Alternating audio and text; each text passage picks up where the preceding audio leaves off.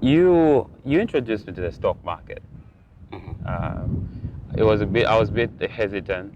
Um, the first thing that Mm. especially black people, Africans Yeah. think Mm. when you're talking about the stocks is losing money. Yes. So I was a bit hesitant, and you just pursued until you won anyway. So yeah, I'm in the stock market, and I can tell you I've made more than 100% profit in some companies, and of course some companies due to COVID Yes. are not performing well. But yeah, so just run me through the stock market, like talk Well, about the it stocks. is it is a preconceived notion that the stock market is a place where you lose money in the black community, Yeah, and we know our people um, do not like or do not like taking any sort of risk. yep, Uh, Therefore, very few of us even care to get into the stock market. But yeah, the stock market is proven in the at least last 50 to 100 years to be a consistent lifter of people out of poverty yep. to at least middle class or even very, very extremely rich. So that is one vehicle that has been proven uh, over and over again to lift people from poverty to at least middle class. If you do it right, if you understand what you're doing. So that's why it has become my primary mission to speak to every African brother or sister that I meet about getting into the stock market because of what it has done for me and my family. It has been truly a blessing. Since I got in, we have seen tremendous amount of growth uh, financially. In our family, we've managed to do things that we really never dreamt we could Mm. do. So that's why I'm very passionate about. So when is the right time to get into stocks? Because most people have this notion, Mm, if if you have a certain amount of money saved up and you're willing to lose it, yeah. that's when you get into stocks. Is that the right way of looking at it? Well, there isn't a right or wrong.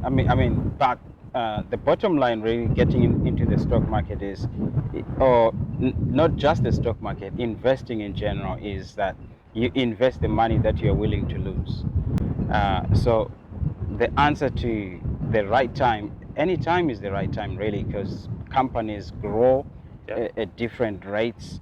And but the one rule of thumb is that you buy low and sell high.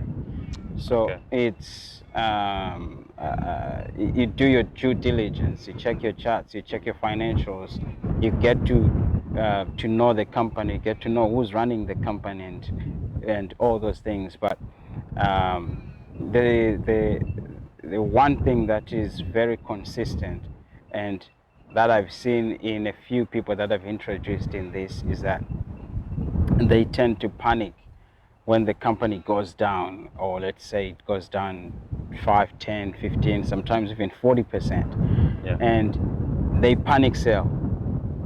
Therefore, when you panic sell, you've lost. Yeah. Uh, so they say, I can't remember who said this, but he said the stock market is a vehicle to transfer wealth from the impatient to the patient. So if you get into the stock market and you don't have a heart, you are very impatient, Yeah. you will lose the money. Ah, I've invested in some companies Mm. just when I got into it, and at the time it felt like the right investment, and there were all these announcements um, um, that they're gonna join partnership with big supermarkets, and then Mm. all I've seen is that company has dropped more than, I think, 40%. Yeah. I'm still holding on to the shares because that, I mean, before I got into it, that's the thing that you advised me: don't sell at a loss. Yes. So how long do I have to wait for? Because I'm running out of patience. That is a very good question, actually. Many people, they ask me these things, but the thing is this: you know, did you invest in this company according to? Did you believe in this company? Number one. Number two, did you really look at their financials? That's number I two. think the financial part of the transaction is, I think that was the knowledge Yeah. gap for me. Believing in it, yes, I did believe in it because it's Okay. something to do with organic formula for babies. Yes. And you will not go wrong in that one. And Right. you know, they announced partnerships with Coles and Woolworth. Mm. So I thought it was like the right investment to make. I actually quickly got into it. I really believe it is actually. I think the reason why it has gone down it's because primarily because of what has been happening in the last 12 months. Yeah. Because a lot of these small upcoming companies Yep. in a situation like this, a pandemic and all these things, they are likely to be affected in one way or another, maybe even greatly. So the waiting game is the name. So I wouldn't advise you to say sell now. It's not what I do. But the thing is this: stick to it. If you believe in it, if you really believe in it, you will stick to it, and you continue to reevaluate their financials. That is something that you should be consistent. Reevaluate their financials, and continue to follow them.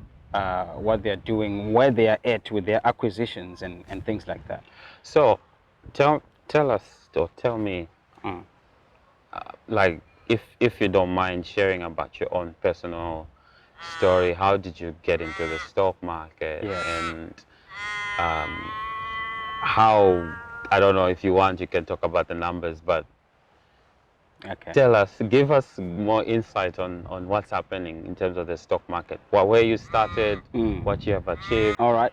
I started in the stock market around, I think, 8 years ago now. 8, okay. 8 years ago. I was working in hospital, and I was working with this client, and he happened to have a grandfather who was coming pretty much every morning, and every time when he comes in, when I'm on shift, he'll be carrying this newspaper.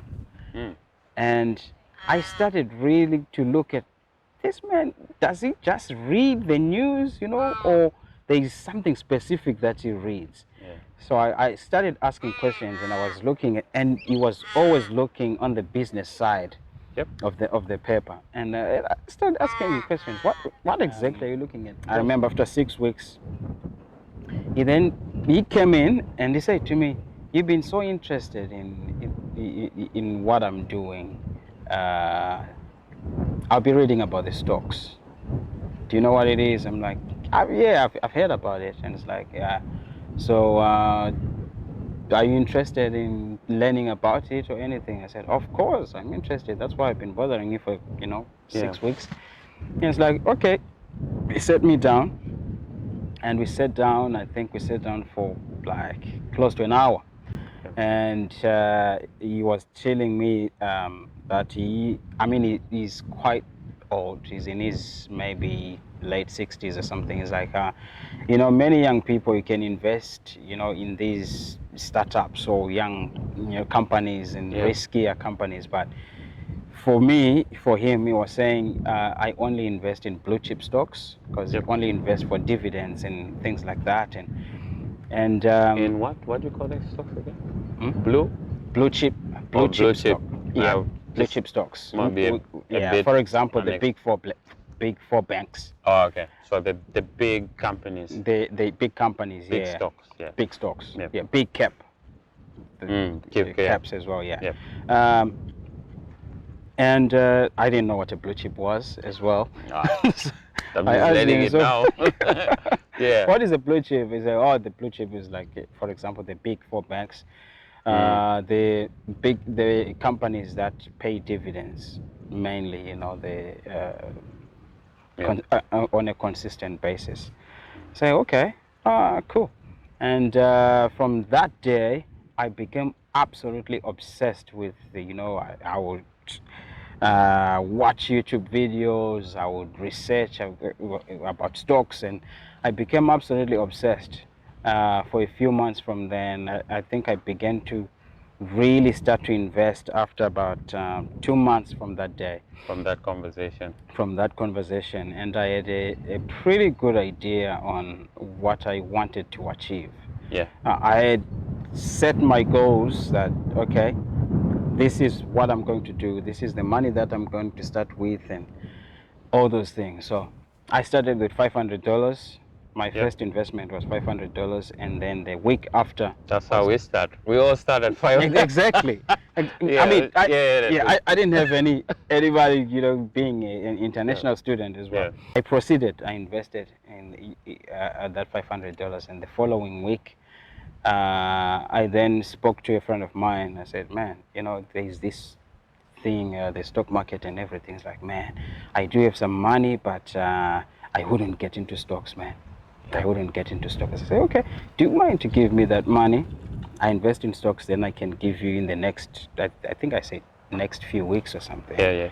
And he gave me $2,000. I invested in the stock market, and to cut the long story short, 5 years down the line, I'm comprehensive of mentioning the numbers, but 5 years down the line, I had made at least, let me put it in percentage points, I made upwards of 2,000%. 2000%. 2,000%. I'll start calculating. 2000%. 2,000%. So In a space of how long again? 5 years. In 5 years, okay. In 5 Okay. years, yeah. So this was, I bought the blue chip and mixed it with some tech stocks. Yep.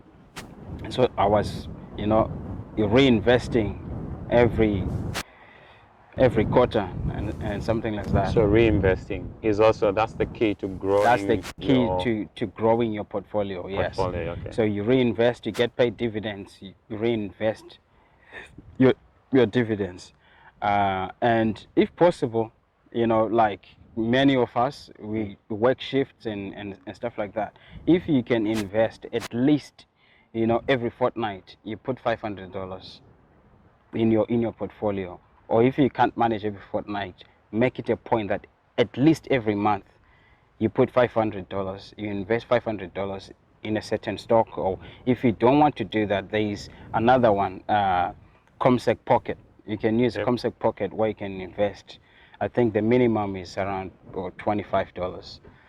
You can invest in global ETFs, exchange traded funds, which have proven to be pretty good over the years. So I began, to do ETFs, to do the bonds and stuff. So it's been a very, very awesome journey. It's been the bee is trying to play with me.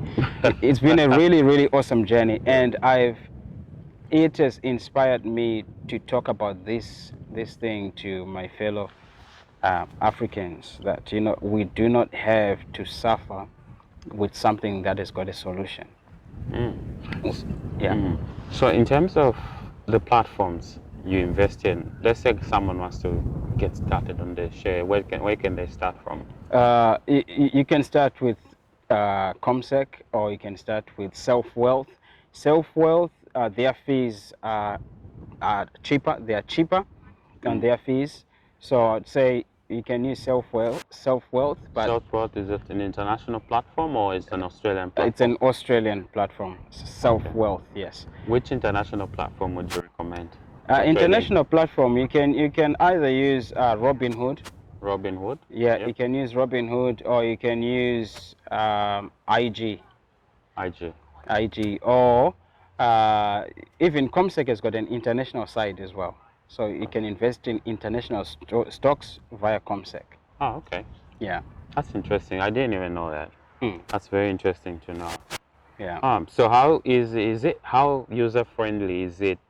Do you need someone to guide you through the process of getting into stocks, or excuse me, do you need someone to guide you through the process of getting into stocks? Well, Or it depends. It depends. I didn't need anybody guiding me.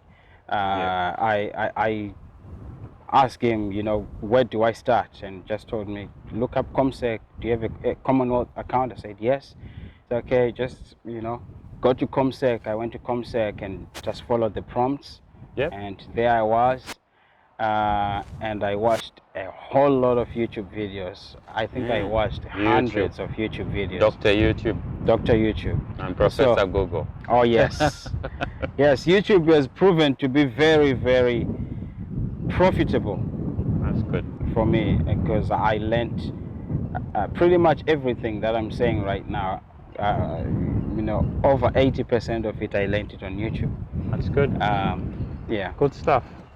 Now, thanks um, for coming and having this conversation. I hope a lot of people have gotten one or two things. Yes. Thank you. The other thing I wanted to ask is you've mentioned in one of our conversations about investing, but not really on the stock market. Something a little bit different from the stock market. Can you just run me through quickly before we? Yeah, so I also invest in pre-IPOs. Pre-IPOs. Yes. Just So layman's language, please. Pre-IPOs, yeah. Okay, so IPO is initial public offering. So that's when a private company goes into the stock market.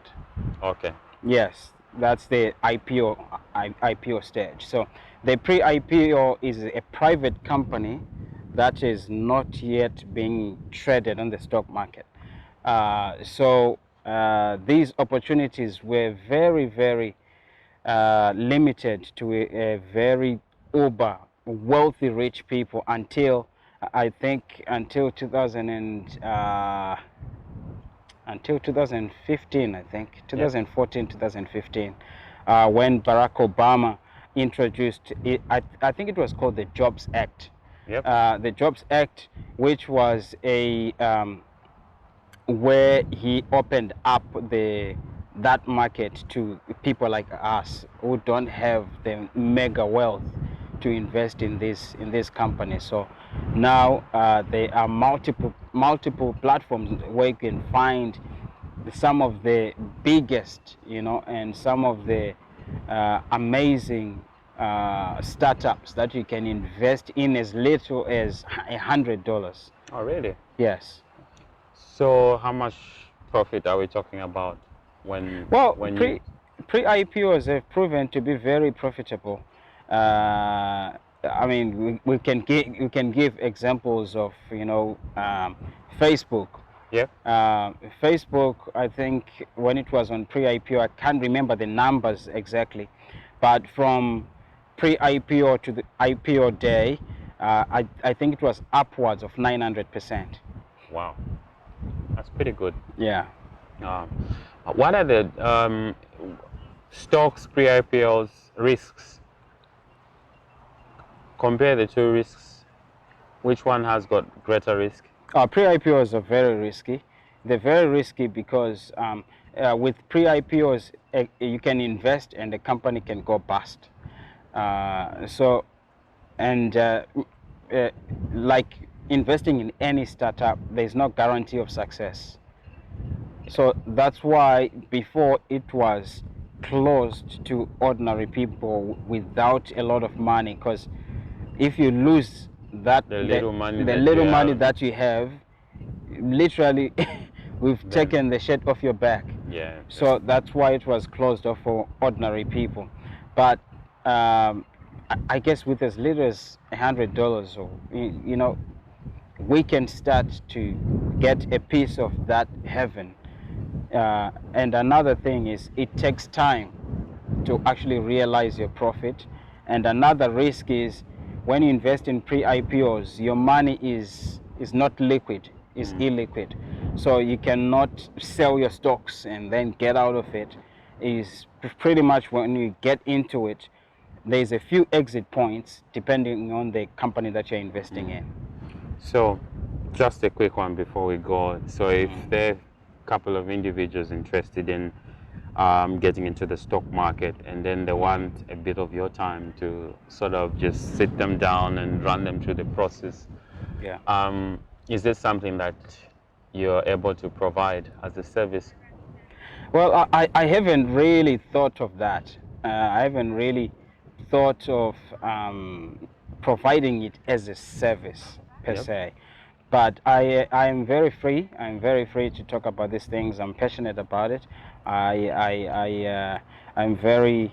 I love to see people having more free time, more freedom to do what they want to do.